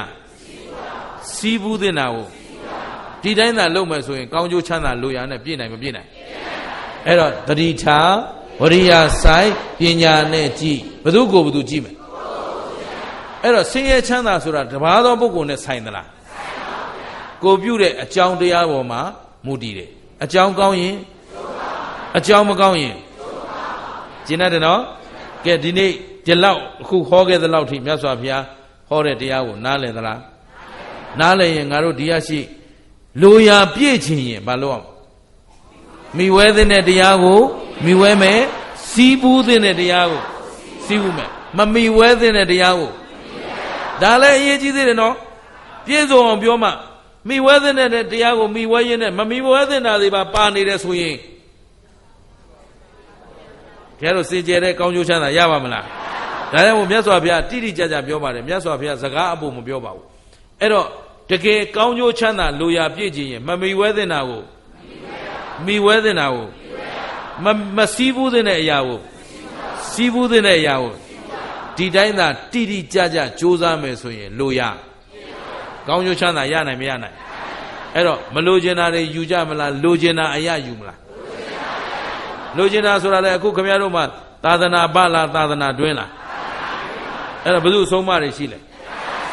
မြတ်စွာဘုရားအဆုံးအမရှိတော့အဝိဇ္ဇာအမှောင်ဖုံးထားတဲ့ကာလလားဝိဇ္ဇာအလင်းရောင်ရတဲ့ကာလလားအဲ့တော့အလင်းလေးရှိအောင်ရှိတုံးတဲ့အောင်ရှောက်ပါတယ်အဲ့တော့ဘုရားမပွင့်တဲ့ကာလဆိုရင်ကမ်းမမြင်လမ်းမမြင်အလင်းရောင်မရှိရင်တဲ့အောင်ရှောက်လို့မရဘူးအခုအလင်းလေးရှိတုံးကိုကြောက်ထဲမရောက်အောင်ရှောက်ဖို့လိုအပ်မလိုအပ်ဒါဆိုရင်တော့တတိထာဝရိယဆိုင်ပညာနဲ့ကြည့်ဘယ်သူကိုဘယ်သူကြည့်မယ်ကိုကြည့်ခန္ဓာဘယ်နှပါးအကျဉ်းချုပ်ရင်ယုတ်တရားနဲ့ယုတ်နာနှစ်ပါးစီဖြစ်ပြီးတော့ကဲဖြစ်ပြီးပြတ်တာဘာသစ္စာသိတဲ့ဉာဏ်ကသေတာကနောင်ခန္ဓာမလာတာကသစ္စာဘယ်နှချက်ကိုက်ကဲသို့သစ္စာ၄ချက်တပြိုင်တည်းကိုက်မှသာလျင်တန်တရားဝတ်တွင်းကလွတ်ကင်းနိုင်မှာဖြစ်တဲ့အတွက်မမေ့မလျော့မပေါ့ဆသောတတိမလျှော့သောဇွဲလုံးလာဝရိယကိုလက်ကင်ထားပြီးတော့ဒီဘဝဒီခန္ဓာမစွန့်ကြခင်လိုရာပြည့်စည်ကြောင်းအာထုတ်ကြလို့တိုက်တွန်းရင်းနဲ့နားကြစို့